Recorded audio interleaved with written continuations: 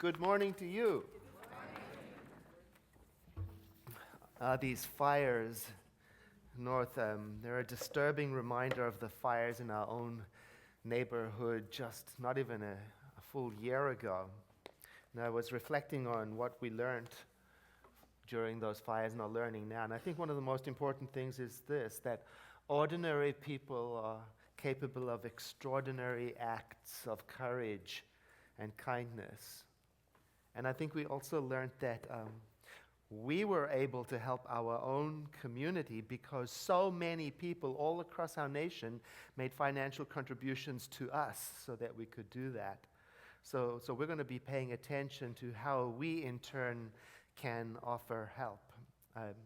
Reverend Tara let me know, but she has a connection up there in Reading, that our Center for Spiritual Living in Reading is okay right now, and we're going to talk to them to see how we can help.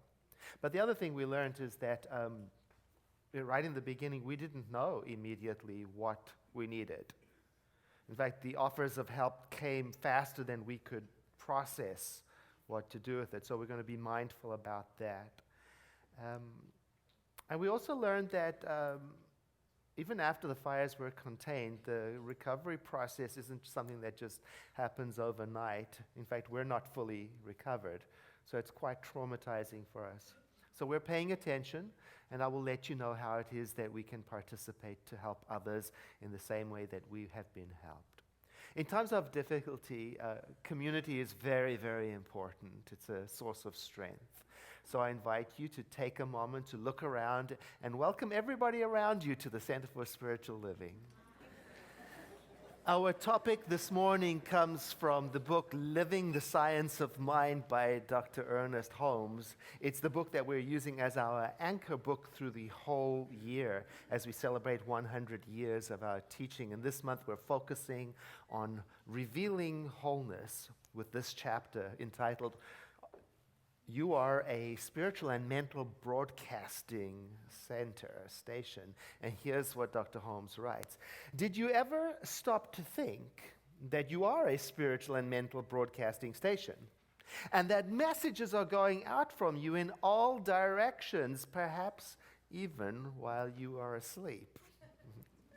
Messages which have an influence on your environment and the people around you. Well, did you ever think of that? What a thought. Who you are is broadcasting a message. Who you are is influencing your environment and your community. And did you ever pause to think, what is the message that I'm broadcasting? Well, it depends, I guess, on what it is that you're tuned into, doesn't it? On a very basic level, if I tune into the idea that this is an unsafe world and everything is working against me and I've got to watch out and it's difficult, certain body functions increase to match that fear narrative. Stress and blood pressure, chemical reactions. That's what we've been talking about in these free 1-hour classes Wednesday night. We're using the book Cure, The Journey of Science of Mind over Body. It's absolutely wonderful. It explores new research about the body-mind connection and what we can do spiritually to cooperate with our body's well-being. On the other side of that, if I have the idea that this world is a safe place and things are working in collaboration with each other on behalf of us, and I'm surrounded by a kind of elegant rightness of action, it's going to change the way my body responds. I'm going to be calmer, breathing more easily, maybe even expecting things to turn out well. Now, Dr. Holmes, in this beautiful chapter, he says that wholeness is a mental as well as a physical state. It's not either or, it's both and. And spirituality is about healing people's mentalities. I love that word. He uses mentalities. You know, what's my mentality? Because I got to heal it. It means my consciousness, right? It means the sum total of everything that's in my mind. Oh, that's going to take some work. But I do understand the idea, because I get that when my mind is in the right place, my world appears better to me. When my mind is in the right place, I show up better for my world. Oh, when my mind is in the right place, I am in the right place, no matter what is going on. I had a very real experience of this in Costa Rica about 10 years ago when I went there for the very first time, because I faced one of my fears. I don't mind telling you, I'm afraid of heights. I don't like them. So in Costa Rica, I rappelled down 4 waterfalls and 1 cliff. Rappelling, jumping off backwards over a waterfall tied to a little rope and a heart. What is that? Now, I can't say that my fear of heights got any better. It didn't. I wouldn't say I was healed. No. I know, I realized what happened is I pushed myself through the fear. That's different. I did it. I proved I could do it. I proved I could function in the presence of what felt like terrifying fear. I also learned that I had to go first and go quickly if I was going to go at all. Right? So I learned that stepping off backwards over the edge of a cliff is something I could do if required to. And then, to make things better, as if that wasn't enough, I decided to go ziplining over many hundreds of feet, way above the rainforest, zipping along many hundreds of feet of line attached to a little pulley and harnessed into a practically invisible thingy dangling above creation at dizzying heights.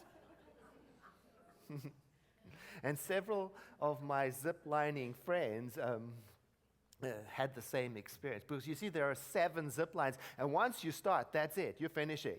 You're going to do it all. So they reported they had the same experience. Like the first 4 or 5 zip lines, they had the experience. This is terrifying. And then something happened. Halfway across line number 6, I realized something. I realized I am completely vulnerable. There's not a thing I can do to control this situation. Yeah. I am utterly defenseless. No matter how hard I clench. And in that moment, I had that experience that some people describe as I surrendered to what was happening. I yielded and I relaxed into the situation as if my mind shifted into the right gear. And I experienced myself in one of those moments, those brief moments in time that lasts much longer than the physical time takes. And I saw myself, and I saw what was happening, and I saw the beauty around me and the majesty of the experience at the same time as I witnessed my vulnerability and fragility, all the while flying through the air like a bird. And I think I understood for a moment what it means to heal my mentality, because in that moment, the fear narratives in my head were gone.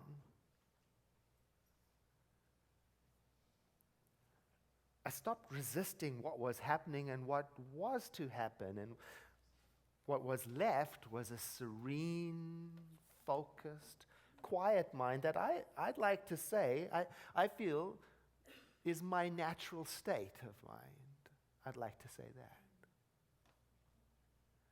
So I got to the next platform and I still had another line to zip along, but I was different. I was changed. I had separated all the events in my mentality. I had stepped away from the terror, and it wasn't because I had dominated it and conquered them, but because I had yielded to something larger that was already and always present. I think what I discovered is what it feels like to experience wholeness and stillness in the middle of a challenging situation, and I'll never forget that. I don't want to forget that. I also learned that my mentality caused more stress than the heights. Because my mentality was tuned into an exaggerated and unproved future. See, my mind was planning my death.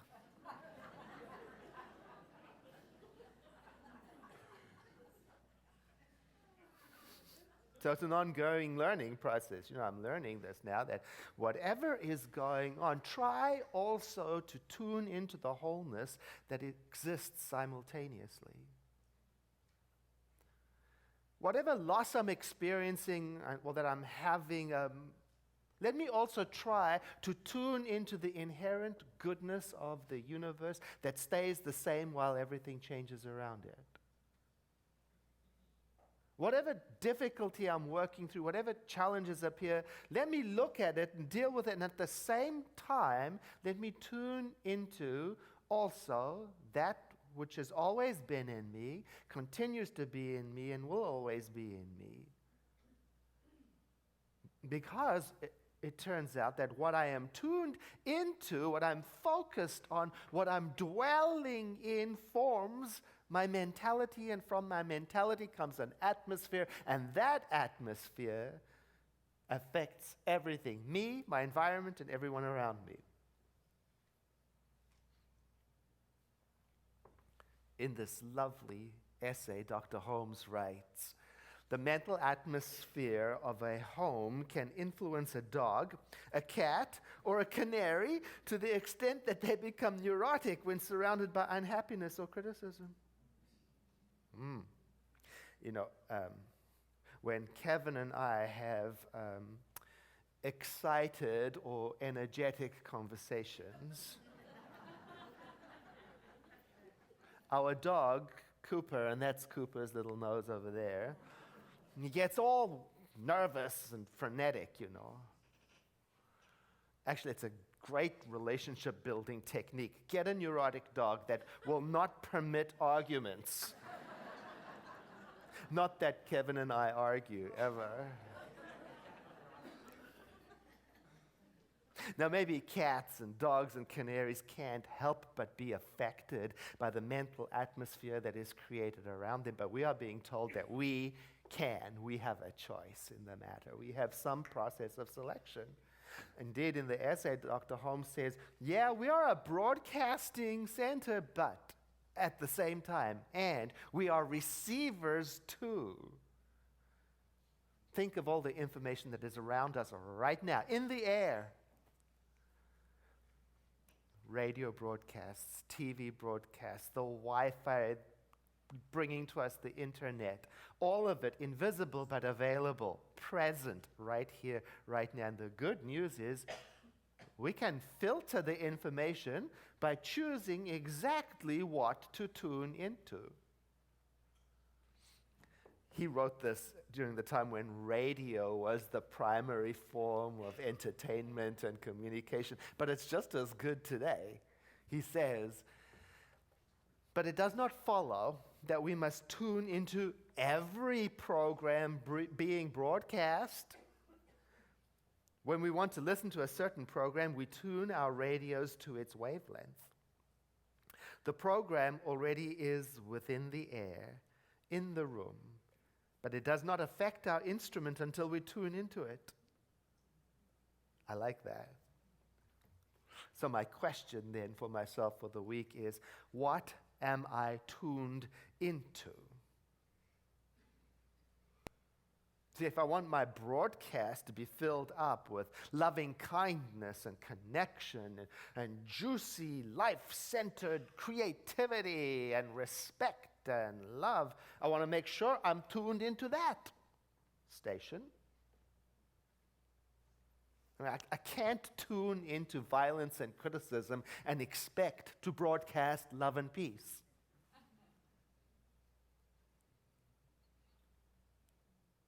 Once upon a time, in a busy airport, I do a lot of growing in airports because I watch people and I just love it. Once upon a time, in a busy airport, there's this lady sitting there, perfectly serenely reading a book of poetry. And then the announcement came. The flight is delayed a long time. And outrage broke out everywhere. But she barely looked up from her book to take in the announcement, and then paused and tuned back into the poetry. While all around her something else was happening. Oh, I watched people, and they were tuning into each other's outrage. Woo. It was as if the inclination for outrage was already in them, and all that it needed to spark it into full blossom was that announcement. Set it off. Oh, but not her. No, she was surfing the Poetry Channel. Yes, she was on the same delayed flight. Yes, she was as inconvenienced. Yes, she had places to go. Yes, she wasn't going to be able to eat this, that. But she was not on the angry channel. And I noticed something, that if I focused on her, I felt a certain way. But if I tuned into the people yelling at the airport staff, I felt a different way. Now, in this chapter, Dr. Holmes describes how people who are tuned into aggression feed off of it in each other. And then the exchange of aggression circulates and escalates because they're rebroadcasting what they tuned into, and it gets louder as it's passed around. But there's good news. There's good news. He says, on the other hand, if you are surrounded by people who have resentment and animosity, but you have none, you will not tune into it. Hello, poetry lady. Their vibration bypasses you, and their antagonism does not arouse an equal antagonism in you because you are not broadcasting on the same mental wavelength. I think that explains how people can have different experiences in the same room. We often hear people, visitors who will come to the center, and they will say, oh my goodness, the minute I walked in, I felt at home. And I say to myself, well, I like to think that's because of the vibration of love that we emit, and that how it meets the person that is tuned into that love, and I feel all good about it. But in reality, we also hear other stuff. Now, people will say, I came to the center, and you know what? I felt excluded, disconnected, and unwelcomed, as if nobody noticed me. Everybody's just talking to their friends. All in the same room. I had to think about that. What do I bring into the room? Don Miguel Ruiz writes about it in the 4 Agreements. He talks about one of the agreements is don't take things personally. And he says that the real problem is when somebody says something unkind or critical to you, and you already believed it before it was said. It's as if you're already tuned into it before it was said. And then it comes to full blossom, and then you broadcast it. Again, my question for the week, what am I tuned into? Because what I'm tuned into is going to determine how I travel through this world, how I handle what's going on. And I want to ask myself, do I want to feed on, I want to dwell on chaos, reactivity, or that herd thinking, the mob mentality?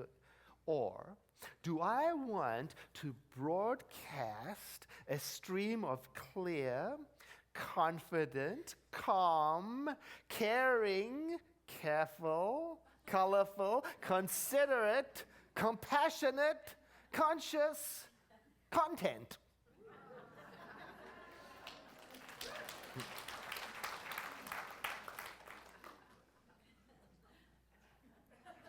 Yeah. And if that's what I want, where's it going to come from? I have to tune into it. However, I do not have to produce it. I do not have to create it. It's in the air already.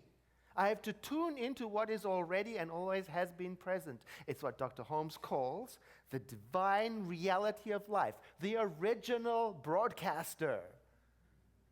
And we are to tune into that, he suggests, frequently and loyally and as often as we can, especially when we don't want to. How do you do that? Well, everybody's got a way, Maybe it's sitting still for a moment, letting things rest. Maybe it's mindfully tuning into the breath to watch it, to let it reconnect you to life. Maybe it's reading poetry. Maybe it's listening to music or performing music. Maybe it's taking some time in nature. Maybe it's helping someone who is struggling. Everybody's got something that they know to do that reconnects them to the divine reality of life. I mean, sometimes when I'm struggling with something, I sit down and I think about the people who love me. That's what I do. And then in a moment, I think about the people I love. And just that thinking stirs up a reconnection. Or sometimes when I'm really struggling with a difficult situation about how to understand it, I just sit and I ask myself, how does the divine see the situation? Everybody's got something that they can do to reconnect them to the original broadcaster. I mentioned last week that early on in my career as a minister, it was during the time of the height of the AIDS epidemic, and I told this story before, how things were rushing out of control because people were dying very quickly after being diagnosed HIV positive. And a lot of people, including me, were inadvertently tuning into the waves of fear and hopelessness. And a young man in the middle of all that, HIV positive, came to visit me, to work with me. And he started off in our meeting by telling me all the facts, all the numbers, his T-cell count, his this and his that. And after he was done, and because I had read so much, and because I knew so much about the facts, I felt hopeless. And I knew for a fact that I wasn't going to be any good for him. Because what I heard in that meeting taught my mind that there was no hope for him. And so I told him, I said, I'm so sorry, but the truth is I don't think that I'm the right person to work with you because my mind is so fearful and I think this and that. I think I would be doing you a disservice to care. And he interrupted me, and the thing that he said to me next was a turning point in my career. He said, oh, thank God. Thank God, finally somebody who realizes it's not up to them. And I got it, like that moment on the zip line. I got like my mind clicked into a better gear. He wasn't coming to me to heal him. He wasn't coming to me because he thought I knew something or I could do something better than he could. He was just looking for somebody to partner with him as he went about accepting his vulnerability and relaxing onto the zipline experience of his own life so that he could retune his mentality into the wholeness that was his true nature, despite what was going on. What a relief. And it gave me the freedom to be present with him. And together we began to do whatever we needed to do to retune our mentality over and over again to the spirit of wholeness and completeness using whatever method we would think. We started to have fun. And then years later, he moved away. And then years later, I received a package in the mail. It was a magazine in an envelope. When I opened it, there on the cover, he was the featured model. It was a health and fitness and muscle magazine, and there he was doing that. And I don't know what all contributed to his wellness. I don't know what combination of medical science and spiritual practice worked together. I don't know what shifted in him or where he is now. But the experience itself helped me tremendously to give up the idea that I somehow have to produce wholeness to be able to broadcast it. And instead, more humbly, to engage in the practice of tuning into the wholeness that is already and always present. It precedes me. It survives me. I didn't create it. And don't you know, that is the foundation of spiritual mind treatment, our form of affirmative prayer. To start by tuning in to the divine reality, the original broadcaster, to understand its complete nature, rather than trying to make something happen. And that's the theme for next month. We're talking about the technique of spiritual mind treatment. Oh, we're going to have so much fun. We are going to learn how to contemplate the divine. I invite you to breathe in and to sigh as your eyes close.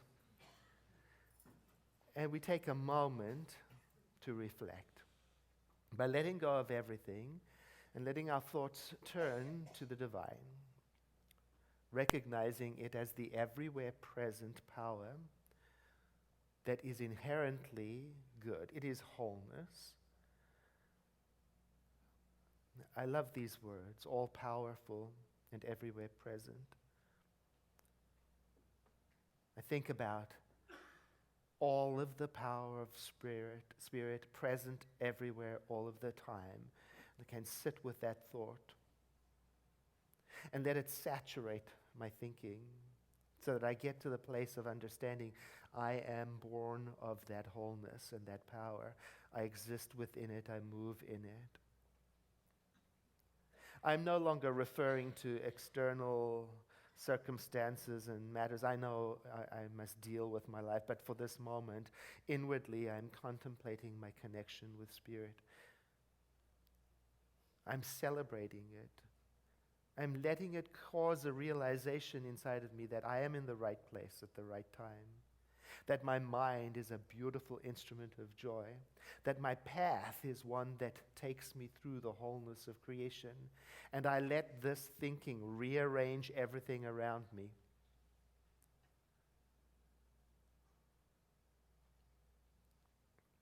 And so it is that I become reestablished in my true identity through this prayer. And as I proceed to participate in my life, I noticed I'm changed now. I've remembered. I've yielded to the truth of my being. I've agreed with the love of my soul. And I fully expect right now to have a changed experience of my journey through life. And this I that I'm speaking of is the I of every person who hears this prayer. I know that something powerful happens when I agree with this truth of my being. And so I yield again and trust the spiritual laws that have always worked, continue to work now, and always shall, by bringing me into alignment with that which I have prayed. And together we say, and so it is.